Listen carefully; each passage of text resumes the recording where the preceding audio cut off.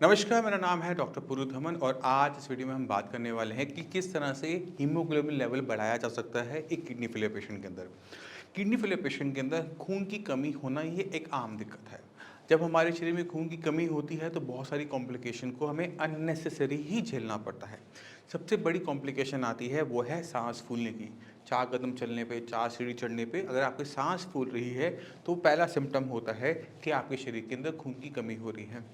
दूसरी दिक्कत हमें क्या देखने को मिलती है कि कुछ भी काम करने पे हमें थकावट जल्दी हो जाती है, क्योंकि जैसे ही हम कुछ भी एक्टिविटी करते हैं तो हमारी बॉडी की जो ऑक्सीजन रिक्वायरमेंट है वो बढ़ जाती है और हमारे ब्लड में इतनी ऑक्सीजन होती नहीं है। तो होता क्या है कि थकावट महसूस होती है पहले और फिर हमारा सांस फूलना शुरू कर देता है। सांस इसलिए फूल रहा होता है क्योंकि जब हम लंबी लंबी सांसें लेते हैं तो एयर ज़्यादा अंदर जाती है, ऑक्सीजन ज़्यादा अंदर जाती है और हम धीरे धीरे नॉर्मलाइज हो जाते हैं। तो ये 2 सिम्पटम होते हैं जो कि हमें खून की कमी के अंदर देखने को मिलते हैं। मगर ये खून की कमी आ क्यों रही है किसी भी किडनी फेलियर पेशेंट में, वो भी जानना ज़रूरी हो जाता है। क्योंकि हम जब पढ़ते थे तो हमने क्या पढ़ा था कि खून बनाने के लिए B12 चाहिए, आयरन चाहिए, फोलिक एसिड चाहिए, प्रोटीन चाहिए, आयरन चाहिए, ये सब चीज़ें चाहिए। ये तो हमारे शरीर में है, मगर फिर भी हमारा ब्लड क्यों नहीं बन पा रहा? इसका आंसर है एरिथ्रोपोइटिन। अगर किडनी को किसी टाइप का नुकसान होता है तो किडनी के सारे काम इफेक्टेड होते हैं, जैसे खून को साफ करना। अब खून साफ नहीं हो रहा तो क्रिएटिनिन यूरिया बढ़ रहा है। अब किडनी को नुकसान जब हुआ तो किडनी के जो एक और काम था वो था एक हार्मोन बनाना जिसका नाम है एरिथ्रोपोइटिन। एरिथ्रो मतलब ब्लड, पोइटिन मतलब उसे बनाने वाला। ये हार्मोन होता है, जैसे हमारे शरीर में इंसुलिन होता है जो कि शुगर कंट्रोल करता है, इसी तरह से हमारे शरीर में एक हार्मोन है एरिथ्रोपोइटिन जो ब्लड को बनाता है।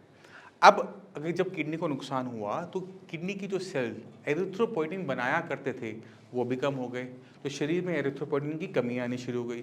अब शरीर में बाकी सारा सामान है, आयरन भी है, प्रोटीन भी है, फॉलिक एसिड भी है, B12 भी है, बट एरिथ्रोपोइटिन कम है। तो कम होने की वजह से कम खून बन पाता है। मगर जो खून हमारी बॉडी में बना है वो 3 महीने रुकता है, 3 महीने के अंदर वो दोबारा से नया हो जाता है। तो वो मर तो रहा है, ख़त्म तो हो रहा है, मगर वो रीजनरेट नहीं हो पा रहा। तो होता क्या है कि हमारा जो ब्लड है पहले वो 10 होता है, फिर वो 9 होता है, फिर वो और नीचे 8, 7, 6 तक पहुंच जाता है, क्योंकि हमारे शरीर में बस एरिथ्रोपोइटिन की कमी देखने को मिल रही है। अब ये एरिथ्रोपोइटिन की कमी को हम खाने से पूरा नहीं कर सकते। आप बाकी सारी चीज़ों को पूरा कर पाओगे, बीटल ले लो, फॉलिक एसिड ले लो, आयरन ले लो, प्रोटीन ले लो, ये सब हमें खाने से, मेडिसिन से, सप्लीमेंट से मिल जाएगा। मगर ये जो एरिथ्रोपोइटिन हार्मोन है ये हमें खाने से नहीं मिल पाएगा। इसके लिए हमें क्या करना पड़ता है किडनी फेलियर पेशेंट में कि एरिथ्रोपोइटिन हार्मोन बाहर से देना पड़ता है। जैसे अगर आपके शरीर में डायबिटीज़ है तो हमें इंसुलिन का इंजेक्शन लगाना पड़ता है, जबकि इंसुलिन भी हार्मोन है। इसी तरह से जब हमारे शरीर में एरिथ्रोपोइटिन की कमी हो जाती है तो हमें एरिथ्रोपोइटिन बाहर से लेना पड़ता है। खाने में हमने ध्यान क्या रखना होता है कि खाने के अंदर folic acid, B12, iron, protein ये सब हमारे शरीर में जाए। इनकी कमी होगी, अगर आप एरिथ्रोपोइटिन लगाओगे तो भी खून नहीं बनेगा।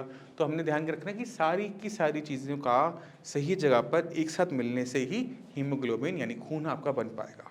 किसी एक की चीज़ की कमी की वजह से भी जो आपने एरिथ्रोपोइटिन लगाया है वो भी काम नहीं कर पाएगा। तो डाइट आपने अच्छी रखनी होती है, एक बैलेंस डाइट रखनी होती है कि शरीर में किसी टाइप की भी कमी ना हो। और जिनको ये नहीं पता कि किडनी फेलियर पेशेंट को किस तरह की डाइट को फॉलो करना चाहिए, डाइट में क्या लेना चाहिए, किन चीज़ों से बचना चाहिए, मैं चाहता हूँ कि ऊपर दिए हुए लिंक पे जाकर वो जो डाइट पे जो कंप्लीट वीडियो है उसको एक बार गो थ्रू हो जाए, जिससे उन्हें बहुत क्लियर कट आइडिया मिल जाए कि किस तरह से हम क्रिएटिनिन यूरिया को डाउन कर सकते हैं और किस तरह से अपने हीमोग्लोबिन लेवल्स को सुधार सकते हैं। अब एरिथ्रोपोइटिन हमें कितनी अमाउंट में लेना है ये बहुत इंपॉर्टेंट हो जाता है। एरिथ्रोपोइटिन की 2 टाइप आते हैं, एक आता है एरिथ्रोपोइटिन नॉर्मल प्लेन, एक आता है डार्पोपोइटिन। एरिथ्रोपोइटिन और डार्पोपोइटिन ये जो दोनों ही हैं ये दोनों भाई बहन होते हैं, आइसोमर्स होते हैं। तो किसी पे कोई अच्छा काम कर रहा होता है, किसी पे कोई अच्छा काम कर रहा होता है। एरिथ्रोपोइटिन जो है वो थोड़ा चीप, सस्ता आता है, वो आपको 300-400 रुपये का इंजेक्शन पड़ जाता है 4000 यूनिट्स का। मगर वहीं पर जो हमारा डार्बोपोइटिन है मेरे ख्याल से 1200 से लेकर 2300 तक रुपये का आता है। तो आपको ये देखना होता है कि आपकी बॉडी पे क्या क्या काम अच्छा कर रहा है। अगर आपकी बॉडी पे एरिथ्रोपोइटिन अच्छा काम कर रहा है तो आपको डार्बोपोइटिन पे जाने की ज़रूरत नहीं होती। जहाँ पर एरिथ्रोपोइटिन अच्छा काम नहीं कर पाता वहाँ पर हम डार्बोपोइटिन सजेस्ट करते हैं कि आप डार्बोपोइटिन का इंजेक्टेबल्स स्टार्ट कीजिए। तो आपने ध्यान क्या देना है कि स्टार्ट विद द एरिथ्रोपोइटिन, अगर वो काम नहीं करता तो डार्बोपोइटिन पर जाएंगे। यूनिट्स का बात कर लेते हैं, यूनिट्स के बारे में। एरिथ्रोपोइटिन की जो यूनिट्स होती हैं वो 4000 10,000 यूनिट्स में इस तरह से आता है। तो आपने ये देखना होता है कि 4000 यूनिट लेने पे अगर मेरा हीमोग्लोबिन लेवल मेंटेन हो रहा है तो 10,000 पे बढ़ जाएगा। मान लो मेरा हीमोग्लोबिन लेवल आज की डेट में 8 है, मैंने आज एरिथ्रोपोइटिन के 4 इंजेक्शन हर हफ्ते लिए, 4000 4000 4000, तो टोटल मैंने 16,000 यूनिट्स एक महीने में ली। अब मेरा हीमोग्लोबिन तो 8 था, 8 ही बना, बढ़ा ही नहीं। तो ऐसे केसेस के अंदर हमें क्या करना पड़ता है कि एरिथ्रोपोइटिन की ही मात्रा को आगे बढ़ाना होता है कि जैसे 10,000 ले जाओ, मात्रा ज़्यादा होगी तो हो सकता है कि हमारा हीमोग्लोबिन लेवल बढ़ना शुरू हो जाए।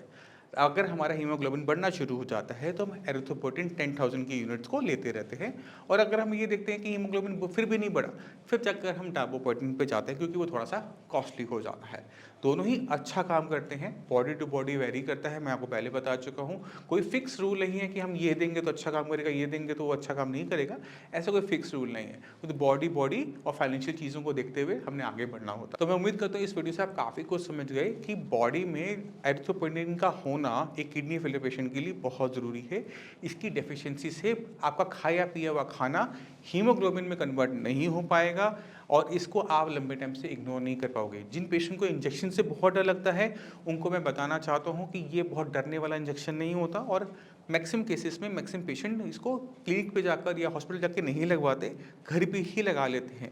जो पेशेंट डायबिटिक होते हैं वो इंसुलिन का इंजेक्शन खुद ब खुद लेते हैं ना, अपने पेट पे, बाजू पे, थाई पे।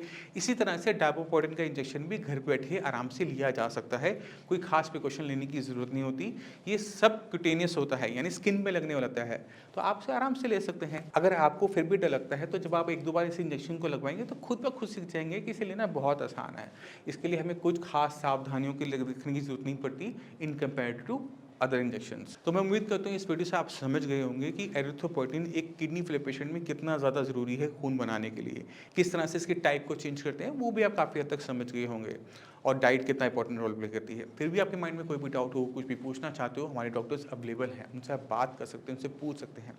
अब इसी के साथ आप सभी से मैं चलने की आगे चाहूँगा। मिलते हैं अगली वीडियो में, तब तक के लिए नमस्कार।